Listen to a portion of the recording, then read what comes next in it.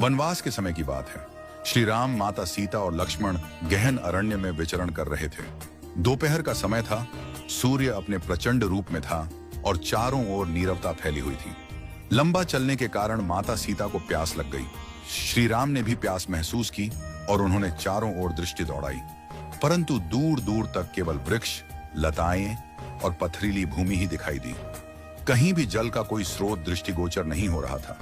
भगवान श्री राम ने नमन करते हुए प्रकृति से प्रार्थना की, हे प्रकृति मां, यदि कहीं पास में जल स्रोत हो तो कृपा करके हमें उस ओर मार्ग दिखाइए।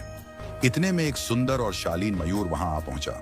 उसकी आंखों में विनम्रता थी और मुख से प्रेम टपक रहा था। उसने नतमस्तक होकर श्री राम से कहा, प्रभु, यहां से कुछ दूर एक जलाशय है।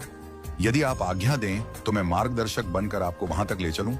श्री राम ने मुस्कुराकर कहा, प्रिय पक्षीराज, यह तो अत्यंत पुण्य का कार्य है, परंतु तुम इतने चिंतित क्यों हो?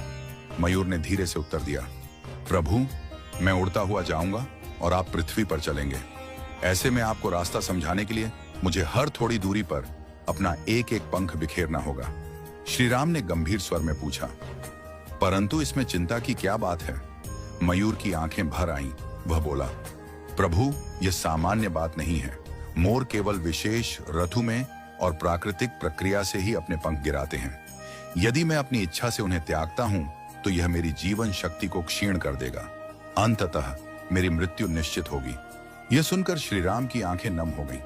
फिर भी जल के बिना माता सीता की पीड़ा देखकर उन्होंने मयूर की सहायता स्वीकार कर ली। मयूर उड़ता गया और एक एक कर अपने सुंदर पंख गिराता गया। श्री राम, लक्ष्मण और सीता उन्हीं पंखों के सहारे मार्ग तय करते हुए आगे बढ़ते रहे। जब वे जलाशय तक पहुंचे तब मयूर थककर भूमि पर गिर पड़ा। उसकी श्वासें मंद पड़ने लगी थी। जीवन का अंतिम क्षण आ पहुंचा था। उसने भगवान श्री राम की ओर देखकर कहा, प्रभु, आप वही हैं जो संसार की तृष्णा मिटाते हैं। आज मुझे इस पुण्य का सौभाग्य मिला कि मैंने आपकी तृष्णा मिटाने में योगदान दिया। मेरा जीवन धन्य हो गया। अब कोई भी इच्छा शेष नहीं है। श्री राम उसके समीप आए, उसके मस्तक पर करुणा से हाथ रखा और बोले, प्रिय मयूर, तुमने जो त्याग किया है वह केवल जल नहीं बल्कि प्रेम और समर्पण की गाथा है।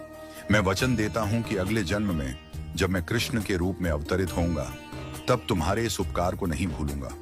मैं तुम्हारे पंख को अपने सिर पर धारण करूंगा ताकि यह संसार सदा तुम्हारे त्याग को याद रखे।